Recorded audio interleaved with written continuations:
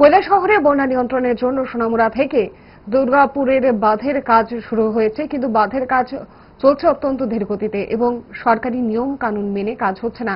তাছাড়া যে ঠিকাদার কাজ পেয়েছেন তিনি মাটি ফেলার জন্য কয়েকটা গাড়ি ব্যবহার করছেন, যার ফলে বাঁধের উপর এখনো পর্যন্ত সামান্য মাটি ফেলা হয়েছে বলে অভিযোগ বিধায়ক বিজয় সিনহার। বৃহস্পতিবার কৈলাসহরের বিধায়ক বিজয় সিনহা, জেলা কংগ্রেস সভাপতি তথা গৌরনগর পঞ্চায়েত সমিতির ভাইস চেয়ারম্যান বদরুজ্জামান, কংগ্রেস নেতা চন্দ্রশেখর সিনহা সহ অন্যান্যরা দুর্গাপুরস্থিত মনু নদীর ওপর বাঁধ পরিদর্শনে যান।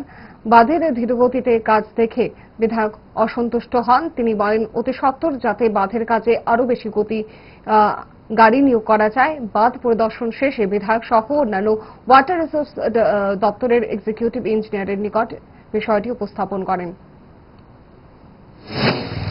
কৈলাসহরে বন্যা নিয়ন্ত্রণের জন্য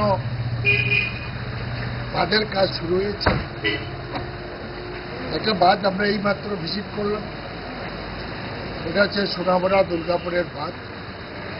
কাপড়াঙ্গা হয়ে পুলিশ রিজার্ভ পর্যন্ত গেছে এবং এই কাজ স্লো এবং যেভাবে প্ল্যান এস্টিমেট মতো হচ্ছে না, যার জন্য এক্সিকিউটিভ ইঞ্জিনিয়ারকে আমরা কথা বললাম এবং ওইখানে যেভাবে টেন্ডার হয়েছে সেইভাবে কাজ হচ্ছে। মাত্র 4টা গাড়ি দিয়ে কবে হবে রাতটা পড়ছে। বর্ষা কিছুদিনের মধ্যে বর্ষা আসবে, সেই জন্য আমরা বলছি কালকের মধ্যে 20টা গাড়ি যাতে লাগানো হয়, এই কথা আমরা বলেছি। এবং সরার যে লক্ষ্মী সরা সাফাই করার জন্য আমরা রিকোয়েস্ট দাবি করেছি।